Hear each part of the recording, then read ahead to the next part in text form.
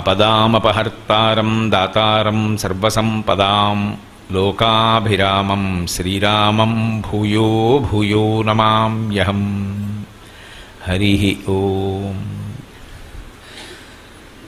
పరమేశ్వర స్వరూపమైన సభకి నమస్కారం. ఐశ్వర్యమక్షరగతిం పరమం పదం వా కస్మై తంజలిభరం వహతే వితీర్య అస్మైన కించితం కృతం ఇత్యదాంభ తం లజ్జసే కదయకోయుదారభావ అన్నారు. ఉదారభావ అపారమైనటువంటి కరుణా సముద్రము కాబట్టి ఆవిడ ఒక్కసారి ఇలా అన్నట్టు ఎవరో ఇలా త్రికరణ శుద్ధిగా ఆవిడ ఉన్నది అని నమ్మి నమస్కారం చేశాడు. నమస్కారం చేసినందుకు ఆవిడ ఏం చేసిందంటే ఐశ్వర్యమక్షరగతిం పరమం పదం వా, ఇక్కడ పొందవలసినంత ఐశ్వర్యాన్ని ఇచ్చింది, దీర్ఘాయుర్దాయం ఇచ్చింది, ఆరోగ్యం ఇచ్చింది, పుత్రుల్నిచ్చింది, పౌత్రుల్నిచ్చింది, గుర్రాలిచ్చింది, ఏనుగులిచ్చింది, ఇళ్ళిచ్చింది, వాహనాలు ఇచ్చింది, ఐశ్వర్యం ఇచ్చింది, ఇన్ని ఇచ్చింది. ఇన్ని ఇచ్చి అనాయాసేన మరణం వినా దైన్యేన జీవితం కదూ, బాధపడి శరీరం విడిచిపెట్టకూడదు. అనాయాసంగా శరీరం నుంచి విడివడిపోయాడు. విడిపోయిన తర్వాత అయ్యో వీడి జీవుడు మామూలుగా ప్రయాణం చెయ్యడం ఏమిటని నారాయణుణ్ణి చెయ్యి పట్టుకుని గరుత్మంత వాహనం మీద వచ్చింది. వస్తే నారాయణుడు చెయ్యెత్తి పైకెత్తి గరుత్మంత వాహనం మీద కూర్చోబెట్టుకుని తీసుకెడుతున్నాడు. తీసుకెడుతుంటే ఈయన స్వామి మీరు కనపడుతున్నారు, అమ్మేది అని అడిగాడు. ఏమయ్యా నువ్వు ఎప్పుడో ఒకసారి ఆవిడ ఉన్నది అని నమ్మి ఇలా అన్నావుట, ఇంత కష్టపడి నమ్మి నువ్వు ఒక్క నమస్కారం చేశావే, ఆవిడేమిచ్చింది నీకు? ఉన్నన్నాళ్ళు ఐశ్వర్యం ఇచ్చింది, పుత్రపౌత్రులు ఇచ్చింది, గుర్రాలు ఇచ్చింది, ఏనుగులు ఇచ్చింది, గొర్రెలు ఇచ్చింది, మేకలు ఇచ్చింది, ఐశ్వర్యం ఇచ్చింది, సంపత్తిని ఇచ్చింది, దీర్ఘాయుర్దాయం ఇచ్చింది, ఆరోగ్యం ఇచ్చింది, చిట్ట చివర అనాయాసంగా శరీరం నుంచి విడిపడిపోయే స్థితిని ఇచ్చింది, నన్ను తీసుకొచ్చింది, చెయ్యి పట్టుకుని పైకి ఎత్తించింది, గరుత్మంత వాహనం మీద ఎక్కించింది. ఇంతకన్నా నేనేమీ చేయలేకపోయానని సిగ్గుపడి ఎర్రని లక్ష్మి మరింత ఎర్రబడి పరదాచాట్ల నించుంది. చూడవయా అంటట తం లజ్జసే కదయకోయి ద్వారభావ. అది ఆవిడ కారుణ్యం. ఎక్కడున్నా ఆవిడ వాత్సల్యస్వరూపిణి. ఈశానాం జగతౌస్య వెంకటపతేర్విష్ణోః పరాం ప్రేయసీం తద్వక్షస్థల నిత్యమా సరసికాం తక్షాంతి సంవర్ధినీం పద్మాలంకృత పాణిపల్లవయుగాం పద్మాసనస్తాం శ్రియం వాత్సల్యాదిగుణోజ్వలాం భగవతీం వందే జగన్మాతరం. ఆమె జగత్తులకన్నిటికీ తల్లి కాబట్టి అటువంటి తల్లి ఎవరున్నదో ఆ తల్లి యొక్క ప్రధాన లక్షణం కారుణ్యం. అందుకని ఆవిడ్ని పూజించడం, ఆరాధించడం అన్నది వచ్చింది. ఇప్పుడు సమస్యకి పరిష్కారం ఆవిడే. ఇప్పుడు మనం బాగున్నాం, తర్వాత కూడా బాగుండాలి, అందరూ బాగుండాలి. ఇప్పుడు దానికి పరిష్కారం ఎప్పుడూ ఆవిడ్ని సేవిస్తూ ఉండడం, ఎప్పుడూ ఆ తల్లి పట్ల భక్తితో ఉండడం తప్ప ఇవాళ బాగున్నామని ఆవిడ పాదాలు తెలిసి రేపొద్దున కష్టం వచ్చినప్పుడు వస్తే దోషభూయిష్టమైనటువంటి భక్తి, అది భక్తి కాదని ఆవిడ అనలేదు. కానీ ఎప్పుడూ అలా ఉండడానికి వీల్లేదు. ఎప్పుడూ పట్టుకుని ఉన్నావు. ఒకప్పుడు వ్యాధి వచ్చింది, ఔషధం సేవించావు, తర్వాత వైద్యుడు పథ్యం చెప్పాడు, మీకు ఇది పడది తినకండి అన్నాడు. ఔషధాన్ని కొంతకాలమే సేవిస్తావు, పథ్యం జీవితాంతం చెయ్యాలి. పథ్యం ఎలాంటిదో భక్తి అలాంటిది. భక్తి జీవితాంతం ఉండాలి. ఔషధం కష్టం వచ్చినప్పుడు ముందు ఆవిడ కాళ్ళు పట్టుకున్నావు, అప్పటికి విరుగుడు లభించింది, ఇక మళ్ళీ రాకుండా పథ్యం. ఎప్పుడూ ఆవిడ కాళ్ళు అట్టుకో, ఎప్పుడూ రాదు, ఆవిడ చూసుకుంటుంది. ఒకవేళ వచ్చినా నువ్వు తట్టుకోలేని కష్టంగా ఇవ్వదు, ఇచ్చినా తట్టుకోగలిగిన శక్తిని ఇస్తుంది. ఇంకెంతకన్నా ఏం కావాలి? కాబట్టి ఇది ఆ అమ్మవారి యొక్క ప్రజ్ఞా విశేషం. అటువంటి తల్లి కనుక పద్మమునందు కూర్చుని ఉంటుంది. సమస్త లోకముల యొక్క సృష్టి వికసనములో ఆవిడ మీద ఆధారపడ్డాయి. అందుకే అంతా పద్మ సంబంధమే. అంతకన్నా నేను వివరణ చేయడానికి అవకాశం లేక లఘువుగా విహంగ వీక్షణంగా మాట్లాడుతున్నాను. కాబట్టి ఎక్కడ చూసినా ఆమె పద్మాసనస్తయౌ పద్మావతీదేవి నిజవక్షమందున నిలుపుకొనుచు అంటారు వెంకటేశ్వరుణ్ణి. పద్మావతి ఆవిడ పేరు. పద్మమునందు పద్మాసనస్తయై ఉండడం ఉన్నది ఆమె అన్న మాటకు అర్థం ఏమిటంటే ఈ సృష్టి వికసనమునకు శబ్దస్పర్శరసరూప గంధములకు చిజ్జడ గ్రంథిలో చైతన్య రూపమై జడగ్రంథి పోషణమునకు ఆమె ఆధారమై ఉన్నది.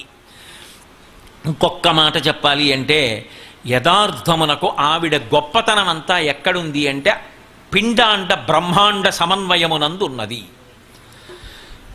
ఇది లక్ష్మి అన్న మాటకు అర్థం.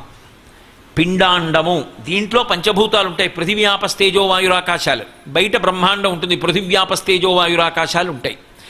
బయట ఉన్నటువంటి పంచభూతాలు ఇందులో ఉన్న పంచభూతాలతో సమన్వయమైతే లక్ష్మీవంతుడు అంటారు. మీకు నేను ఒక ఉదాహరణ చెప్పాలి అంటే, ఇందులో పృథివీ అయిపోయింది అంటే ఇందులో ఉన్న ఆహారం అయిపోయింది, పచనం అయిపోయింది, ఆకలేసి ఇందులో పదార్థం అయిపోయిందిరా ఏదైనా పడై అంటోంది. ఇప్పుడు దీంట్లో యాపిల్ పండు పడేయాలి. యాపిల్ పండు ఎక్కడి నుంచి వస్తుంది? పృథ్వీలోంచి వస్తుంది, పృథ్వీ వికారం. అందులో ఉన్న యాపిల్ పండు తీసుకొచ్చి ఇందులో పడేశాను. ఇప్పుడు ఆ పృథివీ ఈ పృథివీ పుచ్చుకుంది, ఇందులో ఉన్న పృథివీ పుచ్చుకుని సారం లాగేసింది, పిప్పి మిగిలిపోయింది. మళ్ళీ పృథివీ ఎవరు పుచ్చుకోవాలి? పిప్పిని మళ్ళీ పృథివీ పుచ్చుకుంటుంది. అండాండ పిండాండ బ్రహ్మాండ సమన్వయం అవుతోందా లేదా? యాపిల్ పండు పిండాండం పుచ్చుకుంది బ్రహ్మాండంలోంచి, మిగిలిపోయిన పిప్పిని మళ్ళీ బ్రహ్మాండం పుచ్చుకుంది. ఇందులో దాహం వేసింది, బ్రహ్మాండంలో నీళ్లు తెచ్చి పిండాండంలో పోశాను, పిండాండం పుచ్చుకుంది. పిండాండంలో కల్మషజలం మిగిలిపోయింది, బ్రహ్మాండం పుచ్చుకుంటుంది. ఇందులో ఊపిరి కావాలి, వాయువు కావాలి, బ్రహ్మాండంలో ఊపిరి పిండాండం పుచ్చుకుంది. పిండాండం పుచ్చుకున్న ఊపిరి కల్మషమైంది, విడిచిపెట్టినప్పుడు బ్రహ్మాండం పుచ్చుకుంది. పైన ఆకాశం ఉంది, లోపల వ్యవధానం ఉంది, ఖాళీలు ఉండాలి. ఎక్కడ ఉండాలో అక్కడ ఖాళీ ఉండదు. మూసుకుంది అనుకోండి, కొన్ని చోట్ల మూసుకుంటే పక్షవాతం లాంటి వ్యాధులు వస్తాయి. ఈ బ్రహ్మాండ పిండాండాలు సమన్వయం అవుతుంటే లక్ష్మీవంతుడు సంతోషంగా ఉన్నాడు. ఇది ఎక్కడన్నా ఆగిందనుకోండి అలక్ష్మి. మీకు నేను ఒక ఉదాహరణ చెప్పాలంటే, ఆకలి ఇట్లేదు, ఏదన్నా తిన్నా లోపల ఉండట్లేదు, బయటికి వెళ్ళిపోతాం.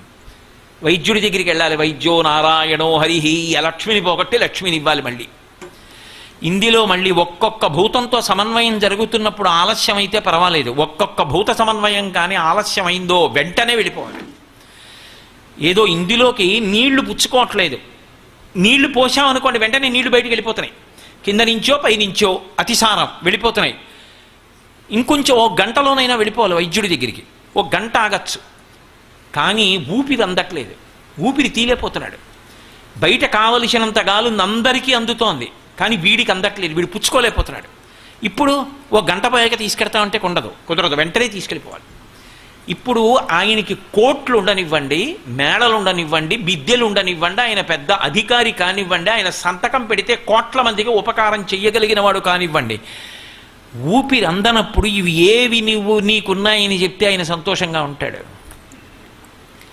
ఆ బ్రహ్మాండము పిండాండము సమన్వయమవుతూ ఉండాలి, అది లక్ష్మి. ఇప్పుడు నాకు చెప్పండి, వికసనము పద్మము ఎక్కడుంది? ఆవిడ కూర్చున్నది, ఆవిడ ఎక్కడ లేదు అని అడగండి, అంతే. ఆవిడ ఎక్కడ ఉంది అని అడగండి. ఇప్పుడు మీరు ఎక్కడ ఏ ప్రాణిని ఆ దృష్టికోణంతో చూసినా లక్ష్మియే.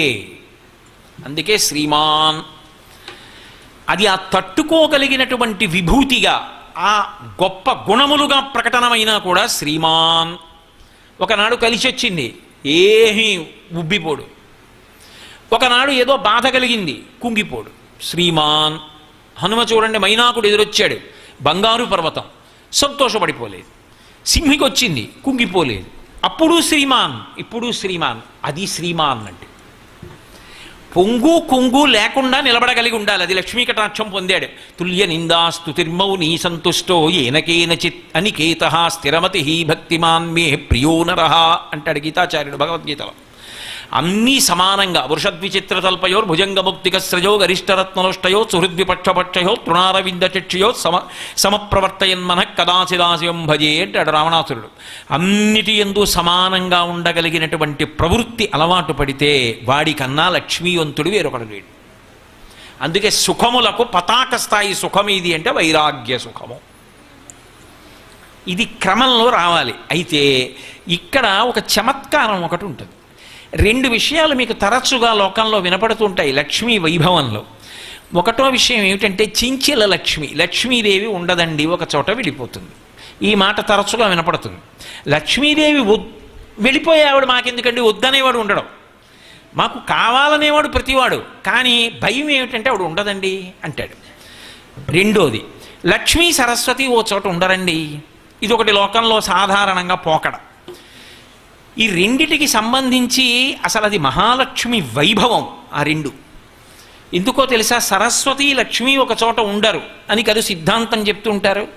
సరస్వతి లక్ష్మి ఒక చోట ఉండరు అంటే మనకున్నటువంటి బలహీనతలే వాళ్ళకున్నాయనుకుని చెప్తారు ఆ మాట. సరస్వతీదేవి లక్ష్మీదేవికి ఏమవుతుంది? బాహ్యంలో బంధుత్వం చూస్తే కోడలవుతుంది. ఎందుకంటే శ్రీమన్నారాయణుడి నాభికమలంలోంచి బ్రహ్మగారు పుట్టాడు, అందుకని లక్ష్మీదేవి కొడుకు. బ్రహ్మగారి యొక్క ఇల్లాలు సరస్వతీదేవి లక్ష్మీదేవికి ఏమవుతుంది? కోడలు. అత్త కోడలు ఒక్క చోట ఉండడం కుదరదు, దెబ్బలాడుకుంటారు, అందుకని చెప్పి ఓ చోట ఉండరండి అంటారు. కాదు, అలా ఏం ఉండదు. నిజానికి ఎక్కడ సరస్వతి ఉంటుందో అక్కడే లక్ష్మి ఉంటుంది. ఎందుకో తెలుసా? ఇందాక ఆయన ఆహ్వానం పలుకుతూ అన్నారు కదా, విద్వాన్ సర్వత్ర పూజ్యతే.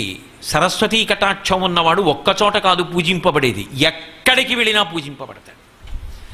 అసలు నిజానికి పూజార్హత ఎవడిది అంటే సరస్వతీ కటాక్షం ఉన్నవాడిదే.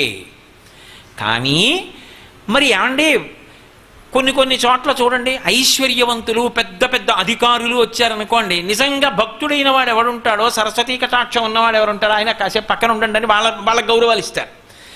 మరి అది దోషం కదా, మరి లక్ష్మీ కటాక్షం ముందు సరస్వతీ కటాక్షం చిన్నబుచ్చుకుంది కదా అంటారు. కాదు, సరస్వతి ఎక్కడ ఉందో అక్కడ వినయం ఉంటుంది. సరస్వతి కోడలైతే అత్తగారిని చూసి పక్కకి ఒదిగి నించోదు, అత్తగారికి గౌరవం ఇచ్చి అత్తయ్య గారు మీరు వెళ్ళండి అంత ముందు, అంతేగాని తగుదనమ్మా అని కోడల ముందు వెళ్ళి అత్తయ్య గారు రండి మెల్లిగా మీరు అంటుందా? అత్తయ్య గారు మీరు వెళ్ళండి నేను వస్తానంటుంది. అందుకే లోకంలో ఎక్కడైనా డబ్బున్న వాళ్ళు ముందు ఎడతారు, చదువుకున్న వాళ్ళు వెనకెడతారు.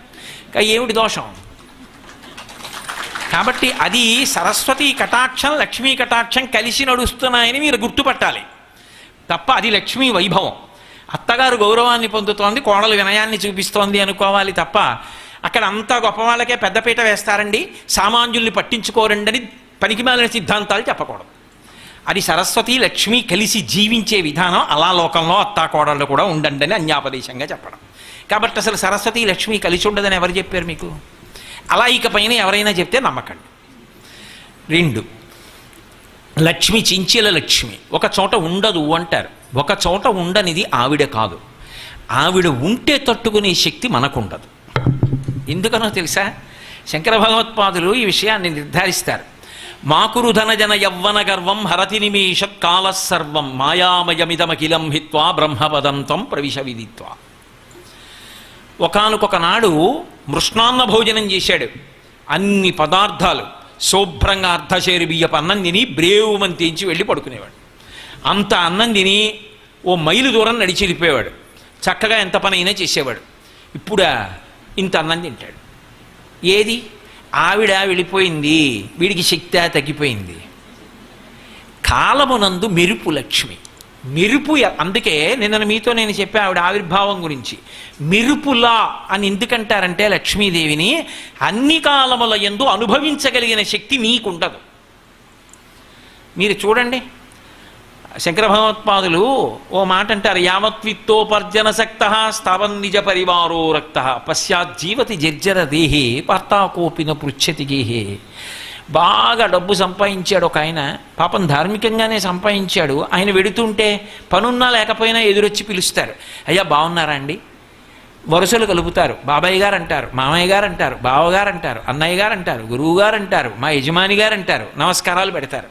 ఆయనకి వృద్ధాప్యం వచ్చేసింది పాపం, ఉండిపోతాడేడు మరి అలాగా.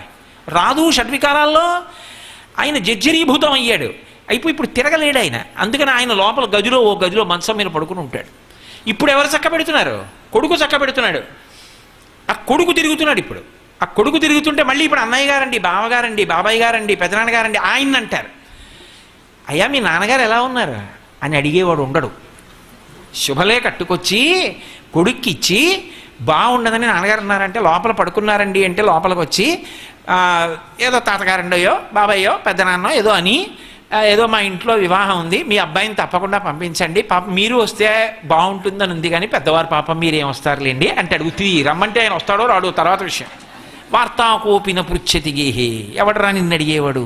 ఇప్పుడు నాకు చెప్పండి, లక్ష్మి లేక భోగం పోయిందా, లక్ష్మి ఉండి నీకు లోకమునకుండేటటువంటి ప్రవృత్తి చేత నీ శరీరం వరకు పటుత్వం పోవడం చేత పోయిందా? పటుత్వం పోకుండా ఎలా ఉంటావు? ఇది మత్స్యలోకం, విపరిణీయతే, మారిపోతుందంతే శరీరం. అది అన్నీ అనుభవించడానికి ఎప్పుడు ఉండిపోతుంది ఏంటి? ఎప్పుడు నేను మేడ కట్టాను అనుకోండి, అది నాది అంటాను. ఓ 25 ఏళ్ల తర్వాత 20 ఏళ్ల తర్వాత మా అబ్బాయి వచ్చి నించుని నాదే అంటాడు. నాదే అన్నప్పుడు అది అలాగే ఉంటుంది. పిచ్చాడా, నీదే, నీకు ముందు ఉన్నాను ఇప్పుడు ఉన్నాను, నువ్వు వెళ్ళిపోయాక మీ అబ్బాయి అన్నా ఇలాగే ఉంటాను అంటుంది. నాదే అని నేను మోహం పెంచుకున్నాను, అది అలాగే ఉంటుంది. మా అబ్బాయి వచ్చి నాదే అన్నా అలాగే ఉంటుంది. రేపు పొద్దున్న ఇంకోళ్ళు అందులో ఉండి ఒకవేళ నేను లేనప్పుడు నాదే అని మేడం నుంచి అన్నాడు అనుకోండి, అవును వాడిదే అంటే అబ్బాయి బుద్ధిదండి కోటేశ్వరారిది ఇది అంటుంది ఏంటది, అదేం అందలాగా. లక్ష్మికి ఉండేటటువంటి గొప్పతనం ఏమిటంటే మెరుపు తీగ ఉన్నట్టుగా ఉంటుంది. అన్ని వేళలా బాహ్యంలో ఇవి అనుభవించడం ఒక్కటే ఆవిడ అనుగ్రహమని నువ్వు అనుకుంటే పొరపాటు పడిపోతున్నావు. ఏం పట్టుకెళ్ళిపోతావు ఇవన్నీ. ఆయుర్నశ్యతి పశ్యతాం ప్రతిదినం యాతి క్షయం యవ్వనం ప్రత్యాయాంతి గతాః పునర్న దివసాః కాలో జగద్భక్షకః లక్ష్మీస్తోయతరంగభంగ చపలా విద్యుచ్చలం జీవితం తస్మాన్ మాం శరణాగతిం కరుణయా త్వం రక్ష రక్షాధునా అన్నారు శంకర భగవత్పాదులు. అందుకే లక్ష్మీస్తోయతరంగభంగ చపలా విద్యుచ్చలం జీవితం, మెరుపు తీగ ఎలా ఉంటుందో అలా చపలం నిత్యమా జీవితము నీటిపై బుగ్గ. మరి ఇవన్నీ ప్రియం అన్న వర్గీకరణలోకి వస్తాయి. ఇప్పటి వరకు నేను చెప్పిన ఉన్నాయే అశ్వదాయి చ గోదాయి ధనధాయి మహాధనే, లేకపోతే పుత్ర పౌత్ర ధనం ధాన్యం, ఇవన్నీ దేంట్లోకి వస్తాయంటే ప్రియం. ప్రియం అన్న మాటకు అర్థం ఏమిటో తెలుసా? ఈ ఇంద్రియముల చేత, ఈ మనస్సు చేత, ఈ శరీరము చేత అనుభవింపబడి నాకున్నది అని ఒక గొప్ప సంతోషాన్ని పొందుతాడు. అందుకే కదా ఇందాక చెప్పా, ఆయుర్దాయం ఉండాలి, ఆరోగ్యం ఉండాలి, అనుభవించాలి, సంతోషించాలి. బాగుంది, అనుభవించాడు.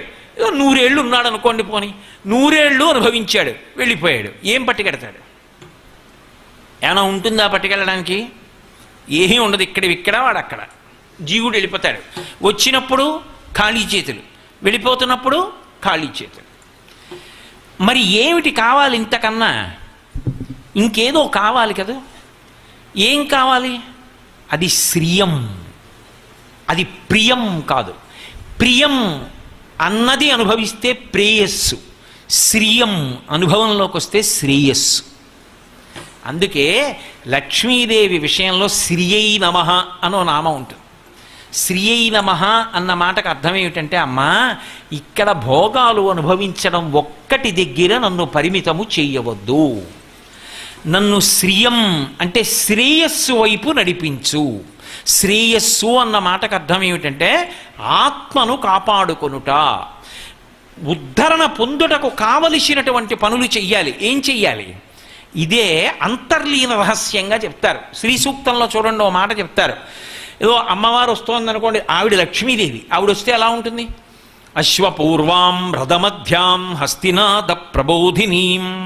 ఆవిడ వస్తుంటే ముందు గుర్రాలు ఎడుతుంటాయి, మధ్యలో రథం వెడుతుంటుంది, అందులో ఆవిడ ఉంటుంది, వెనక ఏనుగులు వస్తుంటాయి, అవి పెద్ద ఘీంకారం చేస్తుంటాయి. అలా అమ్మా నువ్వు వస్తావు, అమ్మా నువ్వు అలా వస్తావే, వచ్చి నన్ను ఆవహించాలి. అక్కడ వరకే కాదు దాని అర్థం. అక్కడ వరకే అయితే ఆవిడ ఎలా వస్తుందో చెప్పడం వరకే చెప్పినట్టు కాదు, అందులో ఒక రహస్యార్థం ఉంటుంది. అశ్వపూర్వాం, ముందుకి గుర్రాలున్నాయి. ఏమిటవి? ముందుకున్న జ్ఞానేంద్రియాలు.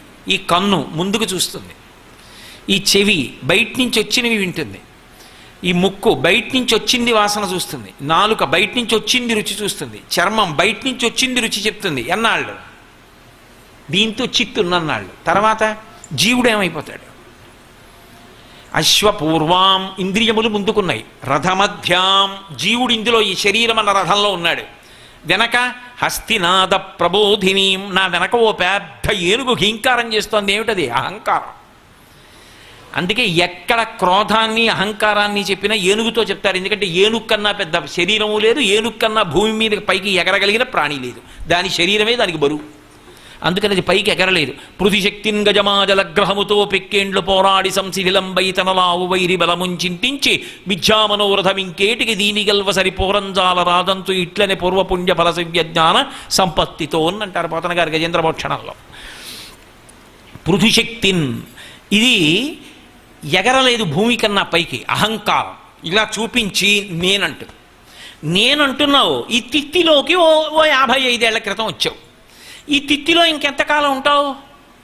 ఇవన్నీ తిత్తి ఉంటున్నావు. ఈ తిత్తి ఒకనాడు కాలిపోతుంది. లోపల ఉన్నవాడు ఏమైపోతాడు అప్పుడు? అస్తమానం అయిందానికి కాందానికి నా అంతవాణ్ణి నేను, నా అంతవాణ్ణి నేను, నా అంతవాణ్ణి నేను. ఏదో ఒక్కటి ఈశ్వరుడు ఇచ్చిన విభూతి ఉంది, ఆ ఒక్క విభూతిని అడ్డుపెట్టి ఇది గొప్పది, ఇది గొప్పది, ఇది గొప్పది ఇలా అనలేవు, వినయంతో ఉండలేవు. వారికి విషయం తెలుసున్న వారే అనలేవు, అవతల వారిలో ఉన్న గొప్పతనాన్ని అంగీకరించలేవు. ఎప్పుడూ నువ్వే గొప్పవాడు అందరికన్నా. ఇది ఏనుగు. ఇది వెనకాల వస్తోంది. ఇది ఉంటే ఉండే లక్షణం ఏమిటో తెలుసా? అహంకారం ఉంటే పక్కన మమకారం ఉంటుంది, ఇంకో ఏనుగు ఉంటుంది, అది మంద. నాది అనాలంటే నేను ఉందా లేదా? నేను ఉంటే కదా నాది. నేను అనగానే నా లాల్చి, నా ఉపన్యాసం, నా పూలదండ, నా ఉంగరాలు, నా రుద్రాక్షలు, నా పంచ, ఎన్ని నాదులు? ఒక్క నేనికి ఎన్ని నాదులు? ఇప్పుడు అదంతా పెద్ద సమూహమైన వెనకాల ఏనుగులు. ఇవన్నీ అరుపులు, ఇవేం ఉత్తినే ఉంటాయేమిటి? ఎన్ని నాదులో! నాకు ఇల్లు ఉందండి, నాకు ఉద్యోగం ఉందండి, నేను వినేది వీడి మాట. నెలకింత సంపాదిస్తున్నాను తెలుసా నేను? ఏమిటో అనుకుంటున్నాడు. 2 గంటల ఉపన్యాసం చెప్పాను తెలుసా? ఇటు వీడే చెప్పినట్టు. ఆవిడ అనుగ్రహం లేకపోతే ఏం చెప్తాడు? ఈ అహంకారం వెనకాతలు వస్తోంది. మధ్యలో రథంలో జీవుడు ఉన్నాడు, ముందు ఇంద్రియాలు ఉన్నాయి. నా బతుకు ఏమైపోతుందమ్మా? నువ్వేం చేయాలి? ఇక్కడ నేను ఇలా ఉండి నలుగుతున్నాను, నువ్వు అలా ఉండి వైభవంగా వస్తున్నావు. అది నువ్వు వచ్చే స్థితి. అశ్వపూర్వాం రథమధ్యాం హస్తినాద ప్రబోధినీం. అలా వచ్చే ఓ తల్లి నువ్వేం చెయ్యాలో తెలుసా? నన్ను ఉద్ధరించాలి. ఎలా అంటే ఈ ఇంద్రియములనేటటువంటి గుర్రాలు నన్ను లాగేయకుండా కాపాడాలి, నియంత్రించాలి.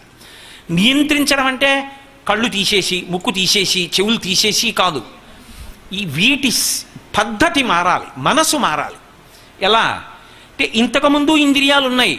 ఈ కళ్ళతో చూస్తే కనపడ్డ నదరగా ఉన్నవన్నీ నావి కావాలని చూసేవాడు. ఇప్పుడు ఏదైనా శోభస్కరంగా కనపడింది అనుకోండి, ఆ తల్లి లక్ష్మీదేవి, అందుకే ఆ శోభ అంటాడు. ఇప్పుడు ఆయనకి అది భగవత్ప్రసాదం, అమ్మవారి అనుగ్రహం.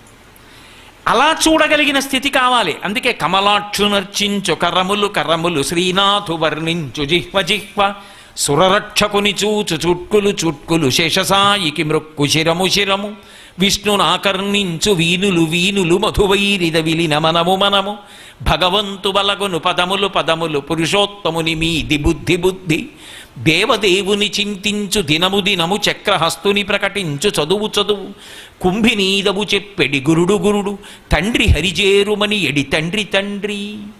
అప్పుడు ఇంద్రియాలున్నాయి, ఇప్పుడు ఇంద్రియాలున్నాయి. అప్పుడు ఇంద్రియాలు విచ్చలవిడిగా లాగేసాయి. ఇప్పుడు ఇంద్రియాలు ఈశ్వరాభిముఖ్యాన్ని పొందాయి, మనసుతో కలిసి.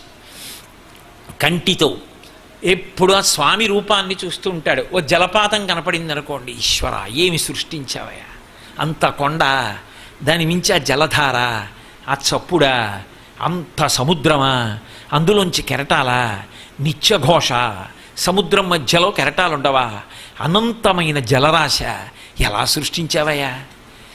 ఏది చూసినా ఈశ్వరుణ్ణి చూస్తుంటాడు. లోచూపు ఈశ్వరుణ్ణి, పైచూపు పదార్థాన్ని. తాను ఇంతకుముందు లెక్కలు నేర్చుకున్నాడు. నేను గణిత శాస్త్రంలో ఎంత గొప్పవాడినో తెలుసా అండి, ఇన్ని బిరుదులున్నాయి నాకు అనేవాడు. ఇప్పుడు అంటున్నాడు లోచూపు మారింది. ఇప్పుడు అంటున్నాడు నాకు సంఖ్యలలో పెద్ద పెద్దవి తెలుసు. ఏదో అంకె పక్కన ఇన్ని వేస్తే ఎంత పెద్ద సంఖ్య వరకు పెడుతుందో తెలుసు. కానీ నేను నేర్చుకున్న గణిత శాస్త్రం ఈశ్వరుడి సృష్టిలో ఎన్ని చెట్లున్నాయో లెక్క పెట్టడానికి సరిపోలేదు. అన్ని సృష్టించిన వాడు గణిత శాస్త్రానికి అందడు, వాడి గణిత శాస్త్రం కన్నా గొప్పవాడు అన్నాడు. ఇప్పుడు పూర్వం నేను భూగోళ శాస్త్రం అంతా చదువుకున్నాను, పర్వతాలు ఎలా వచ్చాయో, మైదానాలు ఎలా వచ్చాయో, పీఠభూములు ఎలా వచ్చాయో నాకు తెలుసనేవాడు. ఇప్పుడు అంటున్నాడు చదువుకోవడానికే నాకు ఇన్నాళ్ళు పట్టి జ్ఞాపకం పెట్టుకున్నవి కొద్దిగా అయితే ఇన్ని సృష్టించిన వాడు ఎంత గొప్పవాడు, కొత్త కొత్త విషయాలు తెలుస్తూనే ఉన్నాయన్నాడు. ఇప్పుడు ఆయన చదువుకున్న చదువు ఎక్కడ ఒరిగిపోయింది. అది చదివించిరి నలుగురువులు చదివితి ధర్మార్థముఖ్య శాస్త్రంబులునే చదివినవి కలవు పెక్కలు చదువులలో మర్మమెల్ల చదివితి తండ్రి అన్నాడు ప్రహ్లాదుడు. అదిగో అలా ఒరిగిపోతే ఇంద్రియములు ఇప్పుడు అవి దోషభూయిష్టములు కావు. ఇంద్రియములు వశపడ్డం దేని వలన అంటే భగవంతుడితో అనుసంధానం అగుట వలన. ఇంతకుముందు చూసిన ప్రతి దాంట్లో ఆ శోభని చూసి నాది కావాలనేవాడు. ఇప్పుడు తన కంటి ముందు కనపడిన శోభ ఆ లక్ష్మీదేవిది, అమ్మవారు, మహాతల్లి అంటున్నాడు. పాలు అని పూర్వం ఇలా ఎడం చేత్తో తీసి అలా పెట్టేవాడు. ఇప్పుడు ఆ పదార్థాన్ని సృష్టించింది లక్ష్మి, మహాతల్లి. తల్లి లేని పిల్లాడి ఆకలి తీర్చగలదు ఆ తల్లి ఇందులో ఉంది. కుడి చేత్తో ముందు ముట్టుకుని తీసి గిన్నె పక్కన పెడుతున్నాడు. పువ్వు, ఆ పువ్వు ఆ తల్లి లక్ష్మీదేవి. ఇప్పుడు ఎడం చేత్తో ముట్టుకోవట్లేదు, కుడి చేత్తో ఎంతో సౌకుమార్యంగా తీసి పక్కన పెడుతున్నాడు. ఏది మారింది? చూపదే, లోచూపు మారింది. ఈ లోచూపు మారితే అది లక్ష్మీ కటాక్షం. ఇప్పుడు శ్రీ నమః, ఆవిడ శ్రేయస్సు వైపుగా నడిపిస్తోంది. అలజడులు ఆగిపోయాయి లోపల.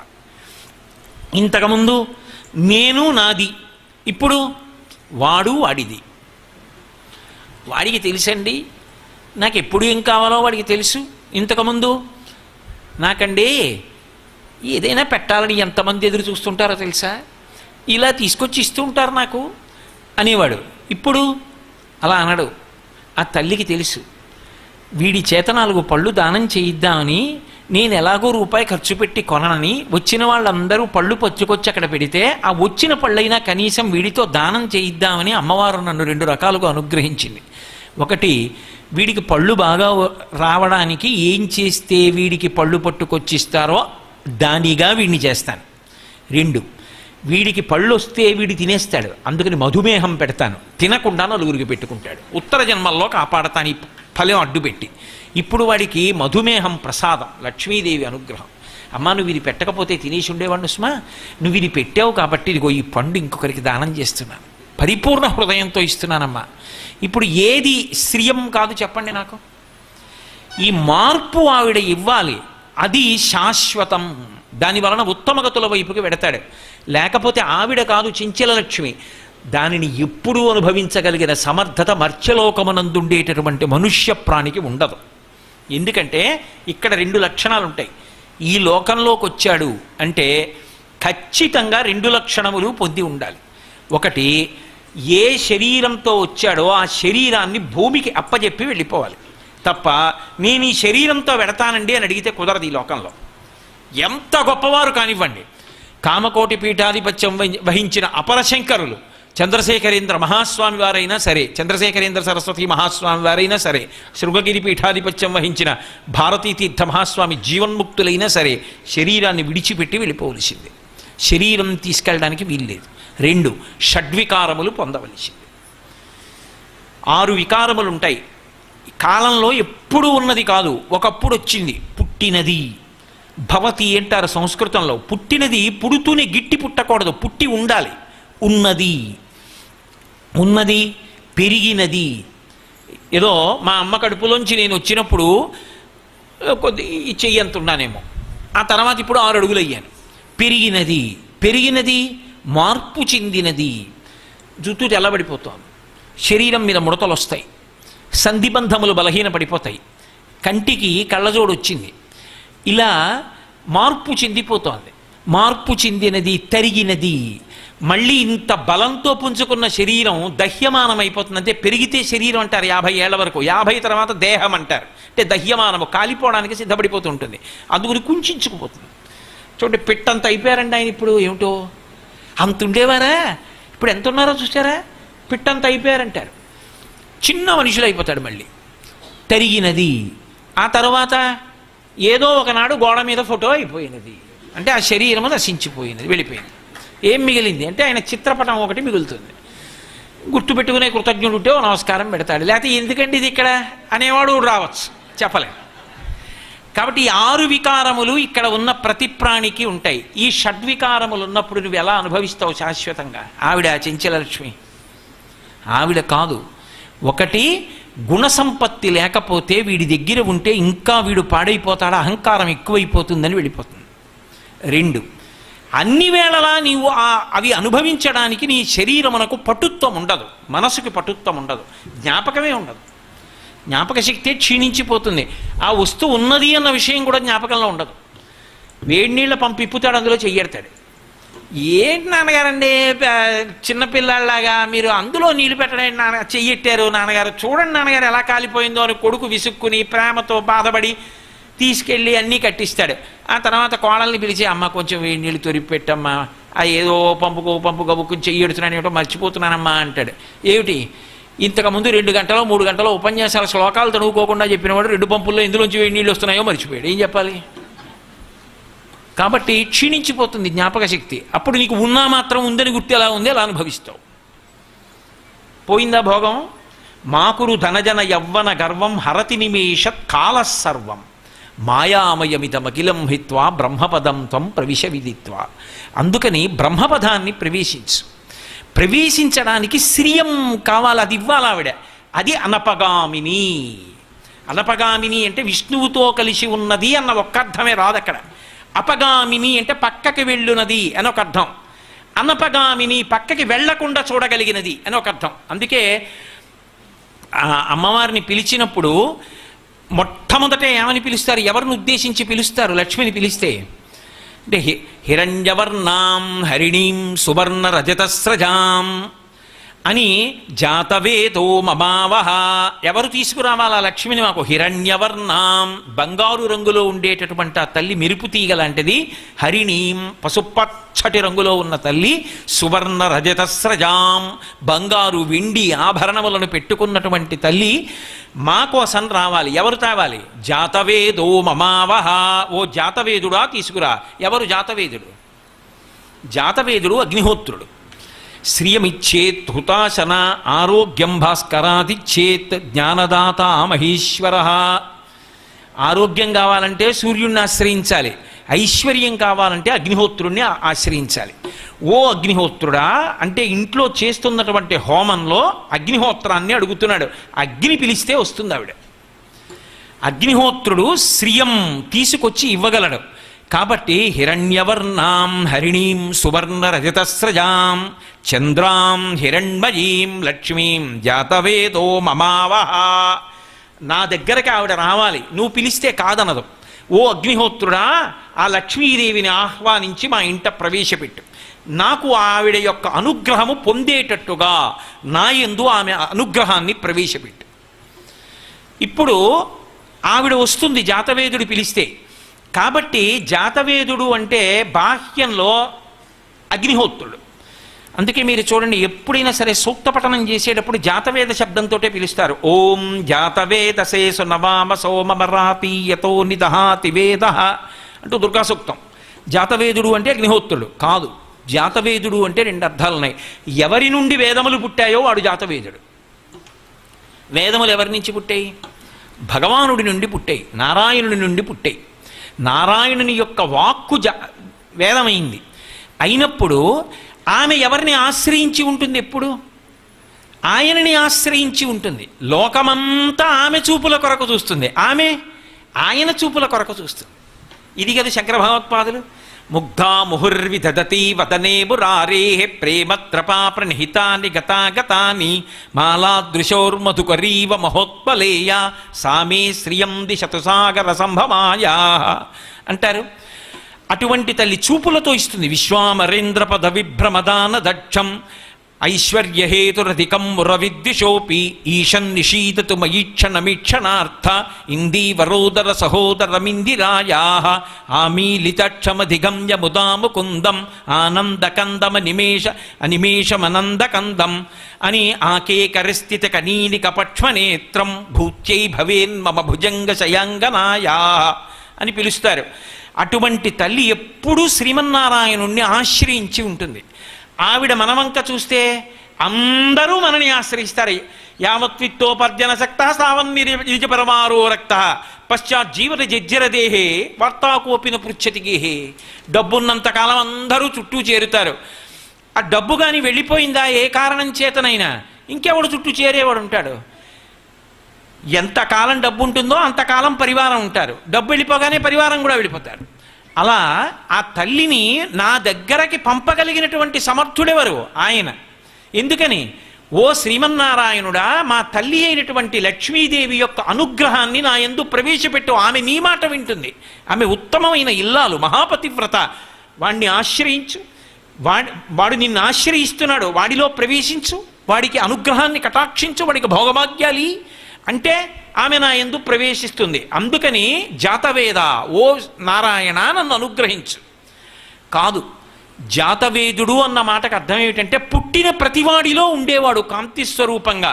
అందుకే సకల ప్రాణి హృదంతరాళములభ స్వజ్యోతి అయ్యుండు సూక్ష్మకలుండచ్యుతుడయ్యడన్ విరటజా గర్భంబున చక్రహస్తకుడై వైష్ణవమాయ గప్పి కురుసంతానార్థి అయి అడ్డమై ప్రకట స్ఫూర్తి నంచ ద్రోణ సనయ బ్రహ్మాస్త్రమున్ లీలతోన్ అంటారు పోతన గారు. అందరు ప్రాణుల యొక్క హృదయమునందు వెలుగుతూ ఉంటాడు నారాయణుడు. నీవారస్సూకవత్తన్వీ పీతాభాస్వత్యనూపమా అని చెప్తున్నాం కదా తెల్లవారి లేస్తే. ఇక్కడే చిన్న కాంతి పుంజంగా వెలుగుతూ ఉంటాడు. ఊర్ధమూలమధశాయి, ఆ కాంతి పైకి కిందకి పక్కలకి కొడుతుంటే ఇంద్రియములు పనిచేస్తున్నాయి. అందుకే అధోక్షజుడు, ఇంద్రియములకు అధిపతి అయ్యాడు. ఆయన అనుగ్రహం కలిగితే అంత బాధపడుతున్నాడు బిడ్డడు, వెళ్ళు ఆయనలో ప్రవేశించు, ఆయనకి భోగభాగ్యాలి అంటే అమ్మవారి కదిలి వస్తుంది. అందుకని ఓ జాతవేదుడా లక్ష్మీదేవిని, ఆమె అనుగ్రహాన్ని మాకు కటాక్షించు. ఆ తల్లి మా ఇంటికి రావాలి. మా ఇంటికి వస్తే చాలదు, ఆమె నాయందు ప్రవేశించాలి. ప్రవేశించి నాకు ఆ సమర్థతని కృప చెయ్యాలి. అందుకని నన్ను అనుగ్రహించు అని అడుగుతూ ఓ మాట అంటారు. తామ్మావహజాత వేదో లక్ష్మీమనపగామినీం. అనపగామినీం అన్న మాటకు అర్థం ఎప్పుడూ విష్ణువుని ఆశ్రయించి ఉంటుంది. ఎంత ఆశ్రయించి ఉంటుందో తెలుసా? అందులో కూడా ఒక గమ్మత్తు ఉంటుంది. ఆశ్రయించి ఉంటుంది కదా అని చొరవ తీసుకునే లక్షణం ఆవిడకు ఉండదు. ఏదో పోతన గారు అంటారే బలిచక్రవర్తి ఘట్టంలో, ఆదిం శ్రీసతి కొప్పుపై తనువుపై అంశోత్తరీయంబుపై పాదాబ్జంబులపై కపోలతటిపై పాలిండ్లపై నూత్న మర్యాదంచెందు కరంబు క్రిందకుట ఆపై నా కరంబొంటమేల్ కాదే రాజ్యము గిజ్యమున్ సతతమే కాయంబు నాపాయమే అంటారు. ఆ తల్లి అందరూ చేత కోరబడుతుంది. ఆ అమ్మ మమ్మల్ని చూస్తే చాలంటారు. ఆవిడ ఆయన నా వంక చూస్తే చాలంటారు. ఓ బాగా ఐశ్వర్యవంతుడు ఉన్నాడు అనుకోండి, ఇలా మన వంక తిరిగి బాగున్నావా దా ఏమిటి మధ్య కనపట్టలేదని భుజం మీద చెయ్యేసి మన్ని కూడా కారు దాకా తీసుకెళ్ళాడు అనుకోండి, మిగిలిన వాళ్ళందరూ ఆయనకి బాగా పరిచయం ఉందండి, ఆయన ఇంతమందిలో పిలిచాడంటారు. ఆయన పిలిచాడు కదా, ఆయన భుజం మీద చెయ్యేశాడు కదా అని ఎవరిని పిలిచాడో ఆయన కూడా బాగున్నానండి అని చెయ్యేస్తాడా? వెయ్యడు. లక్ష్మీ కటాక్షం ఉన్నవాడే నూత్న మర్యాద అంటే ఆయన చేస్తే మర్యాద, అది ఈయన చెయ్యడు, అది నూత్న మర్యాద, అది మర్యాదలకు మర్యాద. లక్ష్మీదేవి విష్ణువు పట్ల నూత్న మర్యాదతో ఉంటుంది. విష్ణువు ఆమె బుగ్గలు ఇలా పుణికాడు అనుకోండి, ఆవిడ ఆయన బుగ్గలు ఇలా పుణకదు. నా అదృష్టం ఆయన నా బుగ్గలు పుణికా, అందుకని కపోలతటిపై అన్నారు పోతన గారు. సంతోషిస్తుంది. అటువంటి తల్లి అనపగామిని, ఆయనతో కలిసి ఉంటుంది కాబట్టి ఆయనతో కలిసి వస్తుంది. కానీ అపగామిని అనపగామిని వ్యతిరేకార్థంగా తీశారనుకోండి, అప్పుడు దాని అర్థం మారిపోతుంది. అపగామిని అనపగామిని అయింది అన్న మాటకు అర్థం ఏంటంటే గండి కొట్టకుండా చూసింది అని అర్థం. ఓ ప్రవాహం వెళ్ళిపోతుంది అనుకోండి, నేను మధ్యలో గండి కొట్టాను అనుకోండి. గండి కొట్టడం అంటే మధ్యలో దాన్ని తవ్వి పక్కకి దారి చేశాను అనుకోండి, వెడుతున్న నీరన్నీ కూడా అటువైపుకి వెళ్ళిపోతాయి. గండి కొట్టేసింది అన్న మాటకు అర్థం ఏమిటంటే అసలు ఆవిడ అన్నిటినీ ఎందుకు ఇచ్చిందో, పద్మాసనస్థయై ఏ విభూతులు ఇచ్చిందో ఆ ఇచ్చిన విభూతులన్నీ కూడా గండి కొట్టి పక్కకి వెళ్ళిపోతే అపగామిని అయిపోయిందని గుర్తు. అందుకే మాయాస్వరూపిణి అయి మాయాంతరాయాశ్చ బాహ్య అలక్ష్మీ ఉపైతుమాం దేవసక కీర్తిశ్చ మణినాసహ అని. ఆవిడ మాయాస్వరూపిణి అయిందా, ఇచ్చిన ఇంద్రియములన్నీ వ్యతిరేకంగా తిరుగుతాయి. మీకు ఒక్క ఉదాహరణ చెప్తాను చూడండి. నేను పెద్ద తలకొట్టుకు ప్రసంగం చేయక్కర్లా. ఆ సీతమ్మే శిశుపా వృక్షం కింద కూర్చుంది. శిశుపా వృక్షానికి ఎదురుగుండా రావణుడు నించున్నాడు. శిశుపా వృక్షం మీద హనుమ కూర్చున్నాడు. హనుమకి ఎలా కనపడుతోంది ఆవిడ? రాజ్యం వా త్రిశిలోకేషు సీతావా జనకాత్మజ త్రైలోక్య రాజ్యం సకలం సీతాయా నాప్నుయాత్కలాం. 3 లోకములలో ఉండేటటువంటి ఐశ్వర్యాన్ని తక్కెట్లో ఒక పక్కన పెడితే ఈవిడ పాతివ్రత్యం యొక్క శక్తి ముందు 16వ వంతుగా ఆ భోగాలు సరిపోవని చెప్తున్నారు. ఆయనకి మహాపతివ్రత, గొప్ప తల్లి, జగన్మాత, రామచంద్రమూర్తి ఇల్లాలు శిరస్సును అంజలి ఘటించి చూస్తున్నారు. రావణుడికి ఎలా కనపడింది? పిబా విహర రమస్వ భుంచ భోగాం ధననిచయం ప్రదిశామి మేదినీంచ మయి లలలనే యథాసుఖత్వం తైచ సమేత్వలలం తు బాంధవాస్తే. అనుభవైక వేద్యమైనటువంటి ఒక సామాన్య స్త్రీలా కనపడింది. అసలు సామాన్య స్త్రీ అయినా అలా కనపడకూడదు, పరదేవతా స్వరూపం. కానీ ఆయన అలా చూశాడు. ఇప్పుడు చూసి వాడు పాడైపోయాడు. తన మృత్యువు తాను వండుకున్నాడు. అందుకే ఆవిడే చెప్పింది ఆ మాట, ఓరి పిచ్చివాడా నువ్వు నన్ను వేరొక రకంగా కోరడం ఏమిట్రా? రాక్షసాధమ రామస్య భార్య అమిత తేజస ఉక్తానసయత్పాపం తగదస్య మోక్షసే అంది. నన్ను ఎత్తుకొచ్చిన పాపం ఎక్కడ కొడితే పోతుందిరా? నువ్వు చచ్చిపోవడానికి నన్ను తీసుకొచ్చావు. ఇప్పుడు అలా చూసి చచ్చిపోతున్నాడు. ఇలా చూసి హనుమ భవిష్యత్ బ్రహ్మ చిరంజీవి అయ్యారు. ఇంద్రియములే ఒకడిని ఏం చేసేయి, సర్వనాశనం చేసేయి. ఇంద్రియములే ఒకడిని ఏం చేసేయి, ఉన్నతగతుల వైపుకి తీసుకెళ్ళాయి. ఇంద్రియములు ఇద్దరికీ ఇచ్చింది ఎవరు? ఆవిడే. ఇంద్రియములకు శక్తినిచ్చింది ఎవరు? ఆవిడే. మరి దారి తప్పుతున్నది ఎవరి చేత? బుద్ధి సక్రమంగా ఉండకపోవడం చేత. అది అడిగింది అందుకే.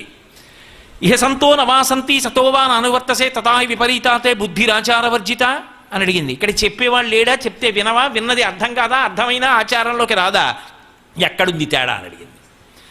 ఆయన ఆచారంలోకి తెచ్చుకోలేదు. చదువుకోనివాడు కాదు, చదువుకున్నాడు, వేదం అన్నీ తెలుసు, కానీ ఆచరించాడు. పైనున్న ఆయన చదువుకున్నాడు, కానీ ఆచరిస్తాడు. ఎవడు ఇంద్రియములను ఆచరణ చేత నియంత్రించుకున్నాడో వాడు భవిష్యత్ బ్రహ్మ అవుతున్నాడు. ఎవడు ఇంద్రియములను నిగ్రహించలేకపోయాడో వాడు పాడైపోయాడు. ఆవిడ గండి కొట్టిందా, పక్కకి వెళ్ళిపోతుందా ప్రవాహం, ఆవిడిచ్చినటువంటి శక్తులు పక్కకి వెళ్ళిపోయాయి అనుకోండి, అంతే పోయింది. ఆ జన్మ నిరర్ధకమైపోవడం కాదు, ఎన్ని పాపాలు మూట కట్టేసుకున్నాడో ఆవిడిచ్చిన ఆయుర్దాయం కూడా పోతుంది. కొత్తగా ఆయుర్దాయం ఇవ్వడం కాదు. భవిష్యోత్తర పురాణంలో ఒక మాట అంటారు, ఏదో పరకాంతాయందు మోహమును పొందినటువంటి వాడికి ఏమవుతుంది అంటే బహవో మరణంగతాహ, వెంటనే మృత్యు వచ్చి ఆయుర్దాయం నశించిపోతుంది. విశేషమైనటువంటి పాపాన్ని పొందుతాడు. మరి అటువంటి లౌల్యం కలగకుండా ఉండాలంటే తనని తాను నియంత్రించుకోవాలి. సముద్రం తనని తాను నియంత్రించుకుంటుంది. చెలియలి కట్ట అని అడ్డు పెట్టి నేను దాటను అంది. దాటాలి అని సముద్రం అనుకుంటే ఊరి మీద పడిపోతుంది. నేను దాటను. గోనె బస్తాలో ఒక వ్యక్తిని కట్టేస్తే తన్నుకున్నట్టు కాళ్ళు చేతులు తన్నినట్టు అలా వచ్చి అలా వెళ్ళిపోతుంది అంతే. పురుషుడు చెలియలి కట్ట, స్త్రీ చెలియలి కట్ట. నేను అతిక్రమించను, నాతి చరామి. శక్తి లేక కాదు, ధర్మము కొరకు. అందుకే ఆవిడ ఎక్కడుంటుంది? ధర్మ నిలయాం. ఆ ధర్మము పట్ల అనురక్తి కలిగింది అంటే లక్ష్మి పట్ల అనురక్తి కలిగింది, ఆవిడ అనుగ్రహం కలుగుతోందని గుర్తు. కాబట్టి ఇప్పుడు ఆ ఇంద్రియములు పక్కకి వెళ్ళిపోతే, లాగేస్తే అన్నపగామిని, ఇప్పుడు అవి పక్కకు పోతున్నాయి. పోతున్న దాన్ని కాపాడవలసినది ఎవరు అంటే మళ్ళీ బుద్ధినిచ్చి వాటిని సక్రమంగా చెయ్యవలసినటువంటి తల్లి ఆవిడే. అందుకే శరణమహం ప్రపద్యే, అమ్మా నన్ను నేను నియంత్రించుకోలేను కాబట్టి శరణాగతి చేస్తున్నాను, నువ్వు నన్ను నియంత్రించు, స్వాతంత్ర్యాన్ని తీసుకొని. ఇప్పుడు నాకు చెప్పండి, బాహ్యంలో కేవలం ఐశ్వర్యం ఒక్కదాని దగ్గరే ఆగిందా అమ్మవారి అనుగ్రహం? శ్రియం అంటే శ్రేయో మార్గంలో నడిపించి భగవంతుడి వైపు కూడా నడిపిస్తుందా అంటే నడిపిస్తుంది. ఇది ఎలా ఉంటుందో తెలుసా? మీకు నేను లౌకికమైనటువంటి ఉపమానం ఒకటి చెప్తే మీరు బాగా పట్టుకుంటారు. మొట్టమొదట మీరు ఒక చిన్న ఉపకారం కోసమని ఒక ఆయన దగ్గరికి వెళ్ళారు. వెళ్ళేటప్పటికీ ఆయన పాపం ఎప్పుడో ఉపకారం చేయడానికి సిద్ధంగా ఉంటాడు.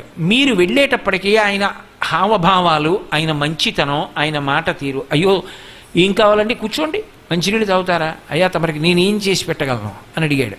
ఏం లేదో సుత్తి కావాలండి, మీకు కొట్టుకోవాలి, తప్పకుండా ఉండండి తీసిస్తాను అని ఏదో బల్లేసుకుని పైకెక్కి ఎక్కడి నుంచో తీసి చేతులంతా మట్టి చేసుకుని పట్టుకొచ్చి ఇచ్చాడు. అయ్యో మీరు ఇంత కష్టపడి తీస్తారనుకోలేదండి, ఎందుకండి అంత శ్రమపడ్డారు? ఉంది కదండి, మీకు ఉపయోగపడకపోతే ఇంకా ఆ పాటి శ్రమ చేయలేకపోతే ఎందుకండి, ఇరుగు పొరుగు వాళ్ళం తీసుకెళ్ళండి అన్నాడు. తీసుకెళ్ళిన వాడు మర్చిపోయాడు, కానీ ఆయన అడగలేదు. 10 రోజులు పోయాక పట్టుకొచ్చి ఇచ్చాడు. జ్ఞాపకం చేయపోయారండి, ఇచ్చేద్దును అన్నాడు. ఎందుకండి మీరే ఇస్తారు ఇప్పుడు ఒకప్పుడు, దానికి మళ్ళీ వచ్చి ఇంతోటిది జ్ఞాపకం చేయాలా అన్నాడు. అక్కడ మొదలైంది. ఈయన ఏది అడిగినా ఇస్తాడు, ఉపకారం చేస్తాడని ఏదున్నా చటుక్కున ఆయన దగ్గరికి వెళ్ళడం మొదలుపెట్టాడు. ఆయన కాదనడు, ఉపకారం చేస్తాడు. ఇది ఏమైందంటే ఆయన దగ్గరికి వెళ్ళి కూర్చోవడం, ఆయన్ని చూడడం, ఆయనతో మాట్లాడడం, ఆయన ఉపకారాలు పొందుతూ ఉండడంలో మెల్లిగా సత్వగుణం ప్రబలింది.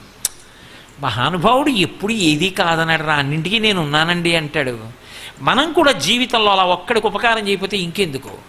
క్రమక్రమంగా ఏం చేశాడంటే ఈయన కూడా ఉపకారం చేయడం మొదలెట్టాడు. పూర్వం ఏదైనా ఉపకారం కావాలంటే వెళ్ళేవాడు. తర్వాత ఆయన నడవడి చేత ఆకర్షింపబడ్డాడు, దానికి ఏం ప్రయోజనం లేదు. ఇప్పుడు ఏమిటంటే ఆయన దగ్గరికి వెడితే బాగుండనిపిస్తుంది, ఆయన దగ్గర కూర్చుంటే బాగుండు, ఆయన దగ్గర ఏమైనా మంచి మాటలు వింటే బాగుండు. ఆయన ఏదైనా మాట్లాడితే చాలు, అది ఆవు గురించి అవనివ్వండి, గేది గురించి అవనివ్వండి, ఆయన మాట్లాడుతుంటే వినబుద్ధేస్తుంది. ఆయన ఏది చెప్పినా ఏమిటో ఉపయుక్తంగా అనిపిస్తుంది, అది జీవితానికి పనికొచ్చేది అనిపిస్తుంది. ఇప్పుడు నాకు చెప్పండి, ఒకప్పుడు ఆయనతో అనుబంధం ఏదో ఒక కారణానికి, ఇప్పుడు ఆయనతో అనుబంధానికి అర్థం లేదు, ఆయన కొరకే. శ్రేయో మార్గమునకు కారణం అది. భక్తి ప్రారంభంలో ఏమవుతుందంటే అవసరాలు అడగకుండా ఎలా ఉంటుందో ఆవిడనే అడగాలి, ఆవిడే ఇస్తుంది. మరి అందుకని ఆవిడని అడుగుతాడు. కానీ ఏం ఎన్ని ఇచ్చింది? దీర్ఘాయుర్దాయం ఇచ్చింది, ఆకలి ఇచ్చింది, దాహం ఇచ్చింది, అన్నం ఇచ్చింది, నీళ్ళు ఇచ్చింది, ఊపిరిచ్చింది, ఆరోగ్యం ఇచ్చింది, కొడుకునిచ్చింది, కూతుర్నిచ్చింది, కన్యాదానం చేయించింది, కొడుక్కి ఉద్యోగం ఇచ్చింది, మంచి భవనం ఇచ్చింది, ధనం ఇచ్చింది, ధాన్యం ఇచ్చింది, వాహనాలు ఇచ్చింది. ఎన్నాళ్ళు అడుగుతావు? ఇంకా నాకేమి అడగాలని కాదు, ఇన్నిచ్చిన ఆ తల్లిని చూడకుండా ఉండలేక, ఆ తల్లి దగ్గరికి వెళ్ళి ఒక్క స్తోత్రం చేయకుండా ఉండలేక, ఇప్పుడు ఆవిడ దగ్గరికి వెళ్ళడం, ఆవిడ్ని స్తోత్రం చేయడం ఆవిడ కోసమే. అంతే. ఇది పండడం. ప్రేయో మార్గం నుంచి శ్రేయో మార్గం వైపుకు వెళ్ళిపోయాడు. గండి పడితే అపగామి మీం పక్కకి వెళ్ళిపోయాడు. పక్కకి వెళ్ళకుండా అనపగామి మీం. ఇది ఒక కోరికతో మొదలెట్టి నిన్ను అడగడం అన్నది ఏమీ అడగకుండా, అమ్మ నీ మీద ప్రీతితో కళ్ళు మూస్తే నీ రూపాన్ని చూస్తూ ధ్యానం చేస్తూ పొంగిపోవాలి. ఎంత చేతులు వణికిపోతున్నా కాస్త పసుపు కుంకర నీ పాదాల మీద వెయ్యాలి. కొడుకు పూజ చేసినా, పెద్దవాడిని అయిపోయినా వచ్చి ఆఖరణ నీరాజనం అయినా కళ్ళకద్దుకోవాలి. ఆ కుర్చీలో కూర్చున్నా మానసికంగా నిన్ను పూజ చేయాలి. అమ్మ నిన్ను ఏం అడగనమ్మా, సిగ్గేస్తోంది, నాకు ఏమి ఇవ్వలేదమ్మా, నువ్వు అన్నీ ఇచ్చావమ్మా, ఇంకా నిన్ను అడగడానికి ఏం మిగల్చలేదు నాకు. కానీ అమ్మ ఏమైపోయిందంటే నీతో ఈ అనుబంధం ఇలా ఏర్పడిపోయి నిన్ను స్మరించకుండా ఉండలేను, అందుకు స్మరిస్తున్నానంతే, నాకేం కోరికలు లేవమ్మా, ఇప్పుడు నాకేమైనా అవసరం ఉంచితే కదా నువ్వు. ఇది క్రమంగా ఏమవుతుందంటే నేను అడగవలసిన అవసరం ఏముంది, అడిగితే ఇచ్చిందా? ఆ తల్లే చూసుకుంటుంది. ఇప్పుడు రక్షకురాలిగా స్వీకరించాడు. ఆమె యందు బహుళముగా ప్రీతి పెరిగిపోయింది. అది శ్రేయో మార్గంలో చివరికి ఏమైపోతుందంటే కష్టమునందు సుఖమునందు ఆమె స్మరణ శాంతికి కారణమవుతుంది. నిన్ను సేవింపగ నాపదల్పడమని నిత్యోత్సవం బబ్బని జనమాతృండనని సంసార మోహంబు పైగొనని జ్ఞానముగల్గని గ్రహగతులు కుందింపని మేలు వచ్చిన రాణి అవి నాకు భూషణములే శ్రీకాళహస్తీశ్వర. వేలు తలుపు సందులో వేలు పడింది, అమ్మా అని జగన్మాతను తలుచుకున్నాడు. అందుకే అంటారు, ఏదో కొట్టబడిన చోట, ఆర్తులై తూలిన చోట, సర్పముఖ పీడలు పొందిన చోట, విష్ణు భవదూరిని పేర్కొని రేనియ కాలుని యాతనావితతి పౌనరు పొందరు దుఃఖభావములు. ఎప్పుడూ ఆయన్ని స్మరించడం అలవాటైపోయింది. ఒకనాడు ఊపిరి అందట్లేదు, అప్పుడు ఆయన్నే స్మరిస్తూ వెళ్ళిపోతాడు. ఇది శ్రేయో మార్గం అంటారు.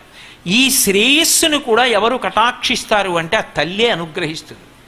క్రమక్రమంగా. అందుకే లక్ష్మి చివరికి ఎవరైపోతుందంటే ఎవరి భక్తి వారికి లక్ష్మి.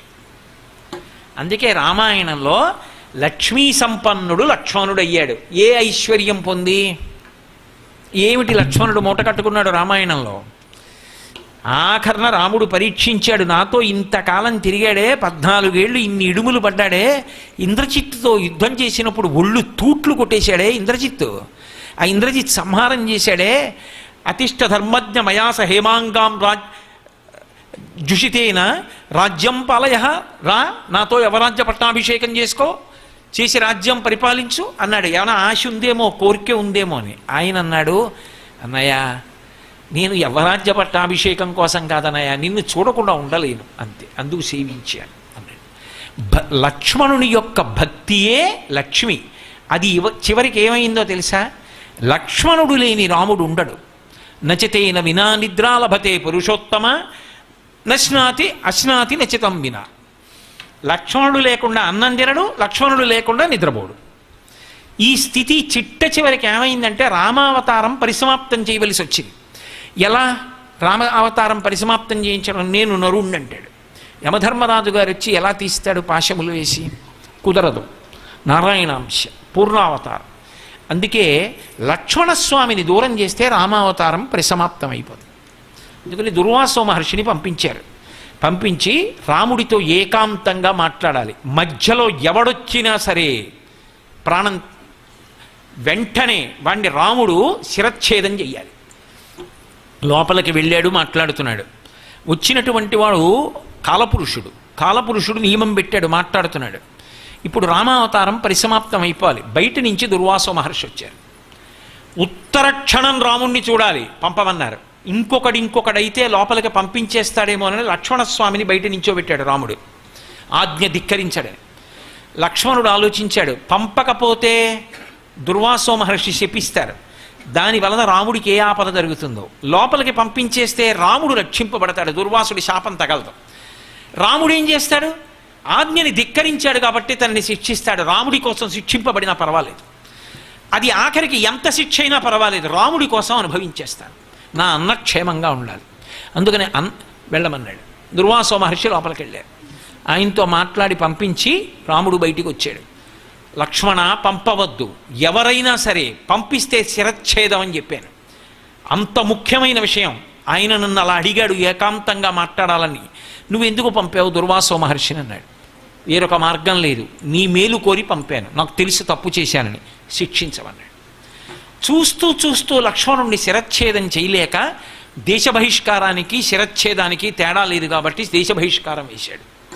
రాముణ్ణి వదిలి లక్ష్మణుడు ఉండడు. అలాగని రాముడు ధర్మం తప్పడాన్ని లక్ష్మణుడు ఒప్పుకోడు. సరయూ ప్రవేశం చేసి శరీరం వదిలేశాడు. లక్ష్మణుడు వెళ్ళిపోతే రాముడు ఉండడు, తెలుసు కాలపురుషుడికి. రాముడు సరయూ ప్రవేశం చేసి శరీరం వదిలేశాడు. భక్తుడి కోసం భగవంతుడు కిందకి దిగి వచ్చేస్తాడు. అది శ్రేయో మార్గంలో వెళ్ళినటువంటి వాడు ఏ స్థితికి వెళ్ళిపోతాడు అన్నదాన్ని ఆలోచించడానికి ఎవరికి సాధ్యం కాదు. ఆ నడపగలిగిన శక్తి లక్ష్మి, ఆ భక్తి లక్ష్మి. చివరికి ఆ భక్తి ఉన్నదే, ఆ భక్తి మనిషిని పండిపోయేటట్టు చేసేస్తుంది.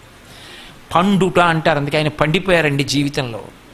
ఆయన పండు, అది పండుటాకు అంటారు. పండుట అన్న మాటకు అర్థం ఏంటో తెలుసా? పిందెగా ఉండగా రాలిపోకూడదు, కాయగా ఉండగా రాలిపోకూడదు. పండైపోయింది అనుకోండి, బయట రంగు మారిపోతుంది, లోపల ఉన్నటువంటి గుజ్జంతా తీయటి రసం అయిపోతుంది, చిన్న కన్నం పెడితే ధారగా కారిపోతుంది. పండైపోయిన తర్వాత తానే ముచిక వదిలేస్తుంది. ఇందులో కాయగా ఉన్నంతకాలం ఇది నేను అనుకుంటాడు. పండిపోయిన తర్వాత కురుడి లోపల గుడుగుడులాడినట్టు నేను వేరు, ఈ శరీరం వేరని తెలుసుకొని సాక్షి మాత్రంగా ఉంటాడు. పండిపోయాడు, ఇది పడిపోతుంటే తాను సాక్షిగా చూస్తాడు. అదిగో ఆ పండిపోయేటట్టు చెయ్యగలిగినది ఎవరంటే లక్ష్మి. ఆ పండిపోయాడు ఆయనన్న శోభ ఉన్నదే, అది లక్ష్మి, మోక్షలక్ష్మి. అమ్మా, నాకు ఆ శ్రేయో మార్గం కావాలమ్మా. కేవలం ఇక్కడ భోగాలకు పరిమితం చేసేది. అనుభవిస్తాను, మంచిదే, కానీ రెండు ప్రమాదాలు ఉన్నాయి. ఒకటి, ఇవి శాశ్వతములు కావు. కొంతకాలం అనుభవిస్తాను, కాలంలో ఏ పరిమితి వలనైనా సరే నేను అనుభవించలేని స్థితి రావచ్చు. రెండు, ఇది అహంకారం మనకు కారణం కావచ్చు. మూడు, దీని వలన నేను చేసిన పుణ్యం క్షయమైపోతుంది తప్ప నేను కొత్తగా పట్టుకెళ్ళేది ఉండదు, ఉత్తరగతులు పొందడానికి అవకాశం లేదు. కాబట్టి నన్ను శ్రేయో మార్గం వైపుకి నడిపించు. శ్రేయో మార్గం వైపుకి నడవడం అంటే ఇదంతా ఖాళీ అయిపోవాలి చివరికి. ఆదిత్యవర్ణే తపసోధి జాతో వనస్పతస్తవ వృక్షోధ బిల్వః తస్య ఫలాని తపసా నుదంతు మాయాంతరాయాశ్చ బాహ్యా అలక్ష్మీః ఉపైతు మాం దేవసఖ కీర్తిశ్చ మణినా సహ ప్రాతుర్భూతోస్మి రాష్ట్రేస్మిన్ కీర్తివృద్ధిం దదాతు మే. అమ్మవారు లక్ష్మీదేవి తపస్సు చేస్తే బిల్వవృక్షాన్ని సృష్టించింది. తస్య ఫలాన్ని తపసా నుదంతు మాయాంతరాయాశ్చ బాహ్యా అలక్ష్మీః. దాని ఫలము వలన మాయ తొలగిపోతుంది. దాంతో నేను హోమం చేస్తున్నాను, నాకు ఆవిడ అనుగ్రహము కలుగుగాక.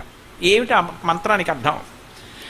బిల్వం అన్న మాటకు అర్థం ఏమిటంటే బిలము చేయుట చేత పూర్ణమగునది అని. వనస్పతిస్తవ వృక్షోధ బిల్వః. వనస్పతి, అది వనస్పతి అన్న మాటకు అర్థం ఏంటంటే పువ్వు లేని కాయ కాస్తుంది.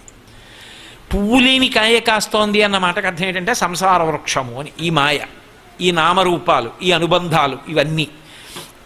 మారేడు కాయకు ఒక్కదానికే ఓ లక్షణం ఉంది, మిగిలినవన్నీ కోసుకు తింటారు. పండు పండింది అనుకోండి, పిండుకు తాగుతారు. ఒక్క మారేడుకాయ బాగా పెద్దదైంది అనుకోండి, దాన్ని ఏం చేస్తారంటే పండిపోనివ్వరు.